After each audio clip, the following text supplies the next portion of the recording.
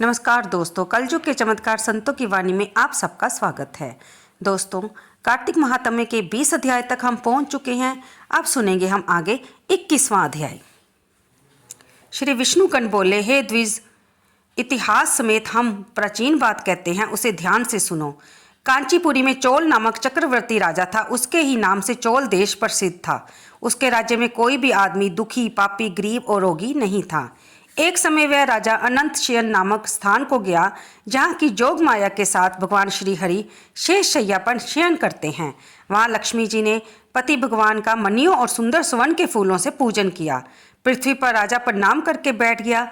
उसके हाथ में तुलसी और जल लिए कांचीपुर में रहने वाले श्री हरि सूक्त मंत्रों इत्यादि से भगवान को स्नान कराया और तुलसी दाल व मंजरी से भगवान का पूजन किया। भगवान के ऊपर जब राजा के चढ़ाए गए रतन ब्राह्मण श्री हरि के द्वारा चढ़ाए गए तुलसी पत्थर से ढक गए, इससे राजा क्रोधित होकर बोला कि भगवान की मानिक और स्वर्ण से मैंने पूजा की और तूने तुलसी पत्रों से इसे ढक दिया है। तू श्री विष्णु पूजा नहीं जानता है, ये मैं जानता हूँ। तू ढोंगी है जो अत्यंत सुंदर पूजा को ढक रहा है। तब वह ब्राह्मण राजा के गौरव को ना मानकर बोला, हे राजा, तू पूजा करना नहीं जानता, तुझे लक्ष्मी का घमंड है। विष्णुदास की बातें सुनकर और राजा हंस का गर्व युक्त वचन कहने लगा, ब्राह्मण, यदि तू भक्ति का गर्व करता है, बता मुझ दरिद्री की भक्ति कितनी है। श्री हरि को प्रसन्न करने वाले यज्ञ, दान आदि तूने नहीं किए और तूने कोई मंदिर भी नहीं बनवाया है, तब भी तुझे अपनी भक्ति का घमंड है। अब सभी ब्राह्मण मेरे वचनों को सुनो और देखते रहो।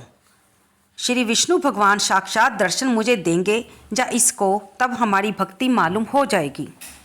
ये कहकर राजा राजमहल में चला गया और मुग्दल ऋषि को आचार्य बना विष्णु यज्ञ आरंभ कर दिया। उस यज्ञ में बहुत से ऋषियों को बुलाया गया और अन्न संपत्ति दान दी गई। ये यज्ञ गया क्षेत्र में किया था। विष्णुदास ने भी उसी मंदिर में ठहरकर भगवान विष्णु को प्रसन्न करने के लिए माघ और कार्तिक के व्रत किए।